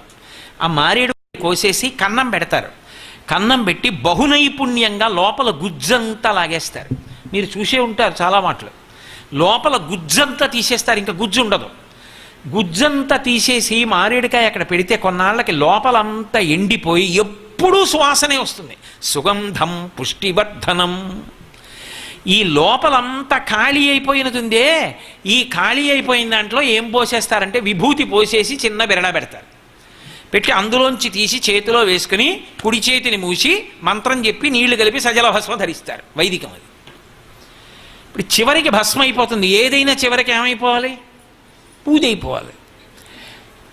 ఇవన్నీ ఇప్పటిదాకా నాకు ఇవన్నీ కావాలన్నవన్నీ ఉన్నాయి చూసావా అమ్మా, అది మారేడు ఫలంతో చెప్తే ఖాళీ అయిపోతే బ్రహ్మము విభూతి, ఇవన్నీ ఆఖరికి బూది. మిగిలేది ఏదంటే బ్రహ్మం ఒక్కటే. ఆ మారేడు ఫలం హోమంలో పడి నువ్వు నన్ను శ్రేయో మార్గంలో నడపాలి. ఇందులో అన్నీ పోయి బ్రహ్మం ఒక్కటే కనపడాలి. ఇక విశ్వము స్థానమునందు విశ్వనాథుడు లేదా విశ్వం విష్ణు హరిమయము విశ్వమంతయు హరి విష్ణుమయుండు హరిమయము కాని ద్రవ్యము పరమాణువు లేదు వంశపావన వింటే. ఇప్పుడు నాకు చెప్పండి, శ్రీ సూక్తం ఒక్క ఐశ్వర్యాన్ని అడిగిందా, శ్రేయో మార్గం అడిగిందా? రెండూ అడిగింది. నాకు రెండూ కావాలి, లేకపోతే ఆ మనుష్య జన్మకి పూర్ణత్వం ఎక్కడుంది? అందుకే ఎప్పుడూ ఆ తల్లి సరస్వతి కాకుండా ఉండదు. అది కారణం. అంతర్వాహిని సరస్వతి అంటే ప్రవహిస్తుంది. ప్రవహించకుండా ఆగిపోతే కుళ్ళు వాసన వస్తుంది. తన విద్య యందు తనకి మోహం కానీ లోభం కానీ పుట్టకూడదు. నేను కష్టపడి నేర్చుకున్నది ఎందుకు చెప్పాలన్న ఆలోచన ఎప్పుడు రాకూడదు. అడిగాడు చెప్పేయడం అంతే. మేఘం ఎలా కురిసేస్తుందో అలా చెప్పేయాలి, అప్పుడే పనికొస్తాడు. కాబట్టి అందుకే సరస్వతి లక్ష్మి రెండుగా ఎప్పుడు ఉండరు. అపురూపమైనటువంటి దేవాలయం అలా ఉన్నది నాకు తెలిసి ఆంధ్రదేశం మొత్తం మీద ఈ ఒక్క దేవాలయం అపురూప దేవాలయం. మళ్ళీ చెప్తున్నా, ఎందుకని? బాహ్యంలో చూస్తే లక్ష్మీ కటాక్షం. అమ్మవారు వీణ నిలువెత్తుగా పెట్టుకుంటుంది. ఇలా వీణ పట్టుకుని ఇప్పటికీ సంగీత విద్వాంసులు వీణ వాయిస్తుంటారు. వరంగల్లో నాకు ఒక వైణికుడు, ఒక విద్వాంసుడు తెలుసు. ఆయన పాపం నేను అలా అన్నాను, ఒకసారి నా దగ్గరికి వచ్చి మా ఇంటికి వచ్చి వీణ అలా నిలబెట్టి వాయించి చూపించారు కూడా. నిలబెట్టి వీణ వాయిస్తారు. ఆవిడ వీణ నిలబెట్టి వాయిస్తుంది ఎప్పుడు అంటే మన కోసం కాదు. అది పరమ ప్రసన్నంగా ఎప్పుడు ఉంటాడంటే ఏకాంత సేవ ముందు ఉంటాడు. కావాలంటే మీరు అడగండి, వెంకటాచలంలో కూడా ఏకాంత సేవ చేసే ముందు అత్యంత ఆత్మీయులు ఎవరైనా ఉంటే అక్కడ ఉన్న వాళ్ళు ఒకసారి తలుచుకుంటారు వాడు బాగుండాలని.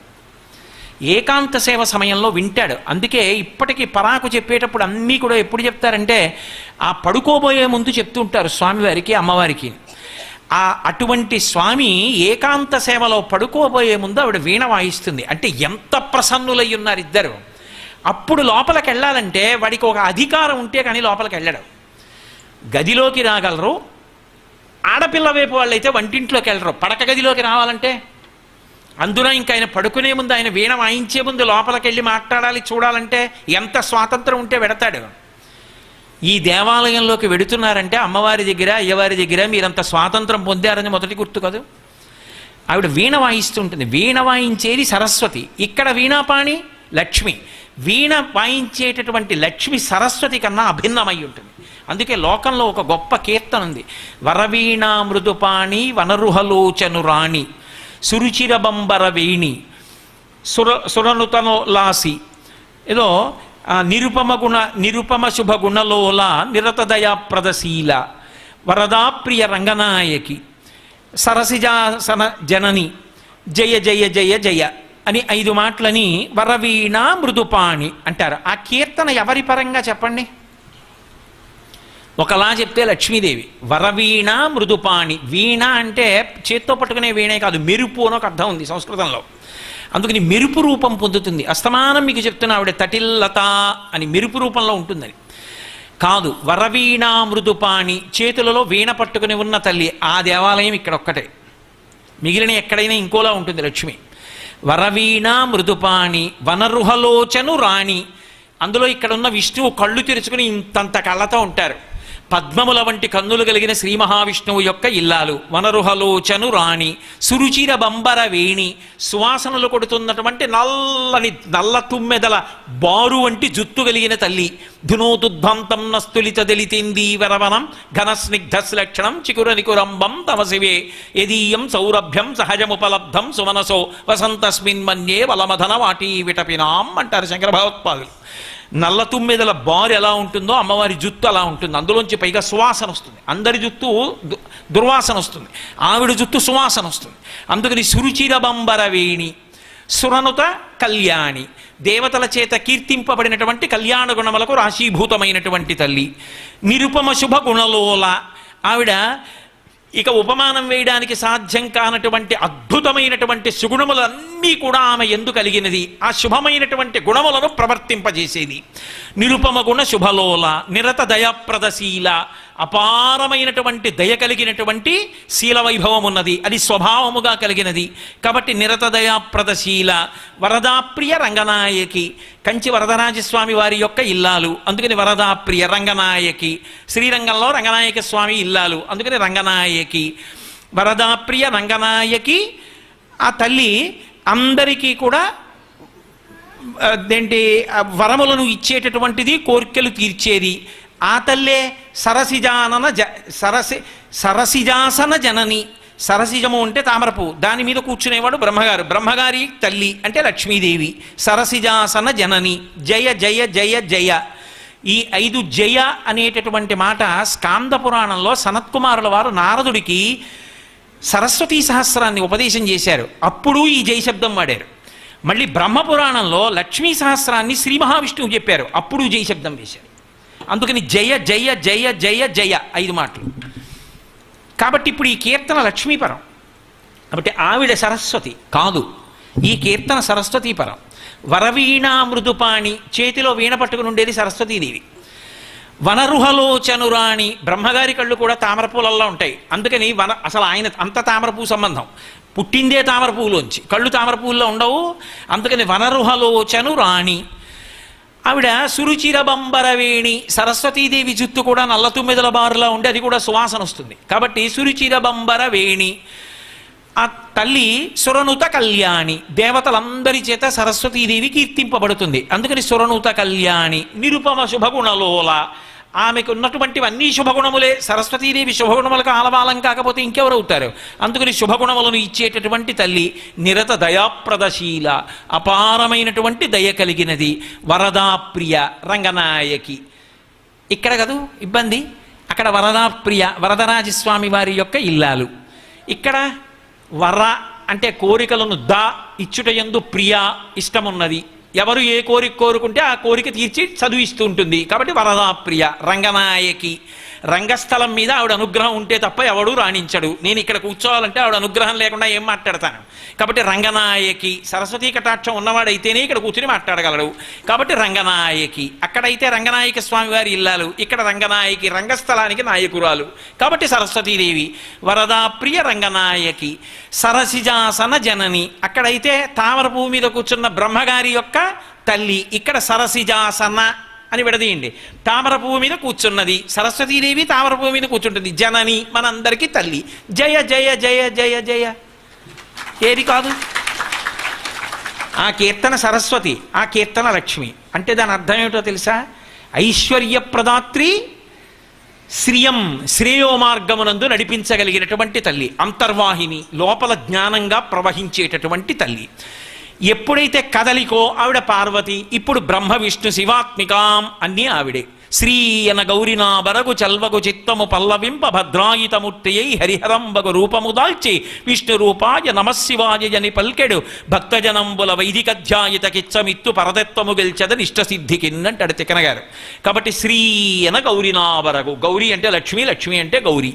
కాబట్టి ఇప్పుడు అసలు ముగ్గురి మధ్య భేదం ఎక్కడుంది? గిర్దేవతేతి గరుడధ్వజ సుందరీతి శాకాంబరీతి చచిచేకర వల్లభేతి సృష్టి స్థితి ప్రళయకేలుచ సంస్థితాయై తస్మై నమస్త్రిభువనైక ఉరోస్తరుణ్యై అని శంకర భగవత్పాదులు అంటే లక్ష్మీదేవి అనుగ్రహించడానికి కారణం అది. ఆవిడ వైభవం. ఇప్పుడు ఆవిడ ఏమి ఇవ్వదు, అదే శ్రీ సూక్తం చెప్తుంది.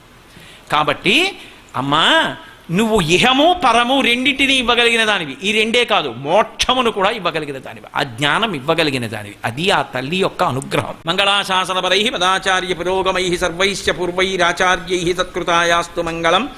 మంగళం కౌసలేంద్రాయ మహనీయ గుణాత్మనే చక్రవర్తి తనూజాయ సర్వభౌమాయ మంగళం. ఉమాకాంతాయ కాంతాయ కామితార్థప్రదాయినే శ్రీగిరీశాయ దేవాయ మలినాథాయ మంగళం. సర్వం శ్రీ ఉమామహేశ్వర పరబ్రహ్మార్పణమస్తు. స్వస్తి.